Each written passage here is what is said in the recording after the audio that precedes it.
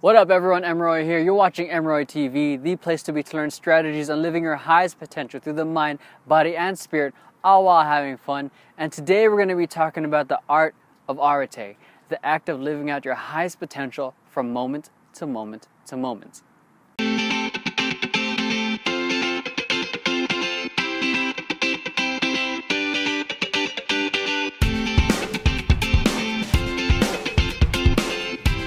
The Greeks believed that happiness is created through practicing Eudaimonia, which literally means happiness but comes closer to human flourishing.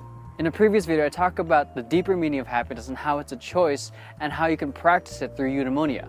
You can check the video out right here, and you can watch it either right now or you can watch it after this video.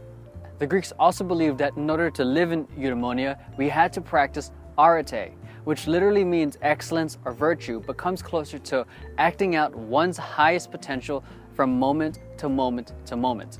Which pretty much means this: what you can be, you must be. Brian Johnson, the founder of Entheos, states that Arete was one of the highest ideals in Greek culture. It should be one of ours, but sadly it's not.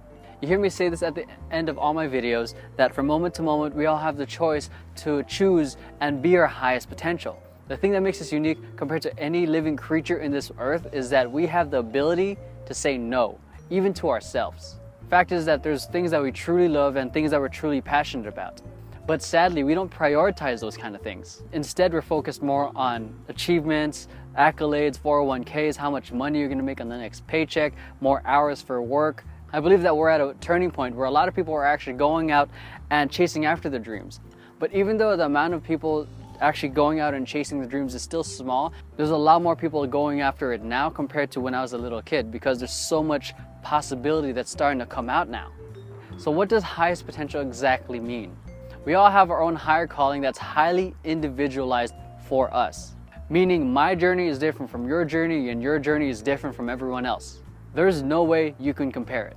There may be people who have similar interests or in similar fields, but their journey is completely different. There's no way to duplicate it.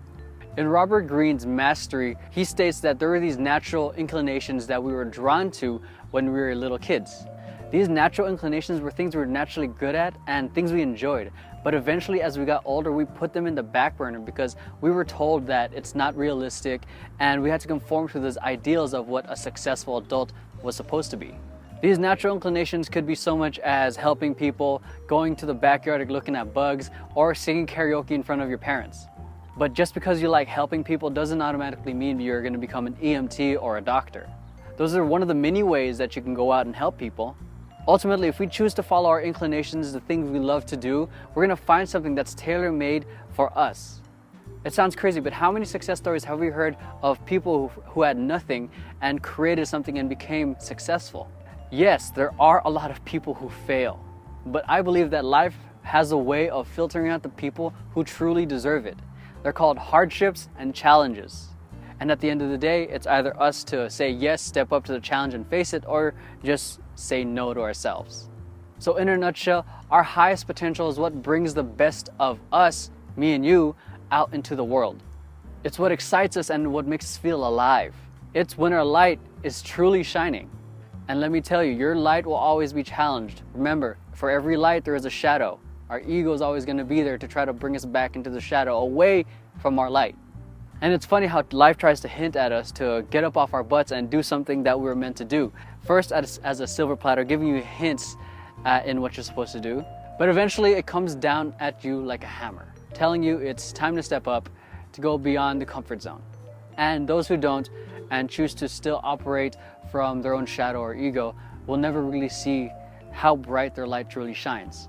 Because most of the time, people settle for what makes them feel comfortable, and it's been confused that comfort is happiness, when in reality it's not. Comfort can be a part of happiness, but it's not what defines happiness. A good paying job and security may be comfortable, but doesn't make you feel alive. And if it does, more power to you. Is the purpose of your life to just sit idly behind a desk? Or is there something that you truly love and are passionate about, but someone told you a long time ago that it wasn't realistic?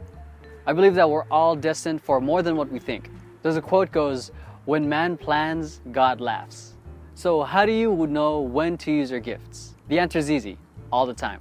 Which gift you're exactly putting into practice is another thing. I feel alive whenever I go into a cipher. That's a dance term for freestyle circle. Moments before I go into any cipher, I am nervous as hell. I may even take a couple songs before I finally decide to jump in. And those moments where I'm about to just jump in, I could hear the thoughts I'm thinking to myself. You're gonna mess up. You're not stretched enough. These pants are too tight. The list goes on and on and on. And let me tell you, there have been moments where I miss my chance and the cipher dies out and people just walk away. And I walk away thinking to myself, why the hell didn't I just get in? I'm just as good as everyone else and I know I can hold it down. I just feel guilty and I feel like crap after. But in the moments where I finally decide to just jump in the cipher and dance, man, that feeling is like no other. I am alive. It's a rush that doesn't compare to anything I know. At that moment, a cipher was presented to me. And I knew deep inside that it was my highest potential to share my unique yet shared talent with everyone else. I knew I would create an integrity gap if I didn't do it because I've experienced it many times before when I didn't jump in. And I'll explain to you what an integrity gap in just a second. A friend of mine told me once, you'll never get in if you never get down. Now here's another way of looking at it.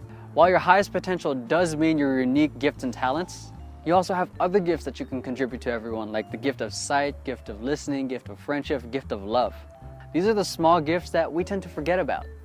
One of the most important questions whenever I find myself confused and distressed is, what does the moment truly need from me right now? Not what I think it needs, but what does it truly need? Because let's face it, we're not always going to need our unique gifts and talents. We're not going to randomly start singing in a library.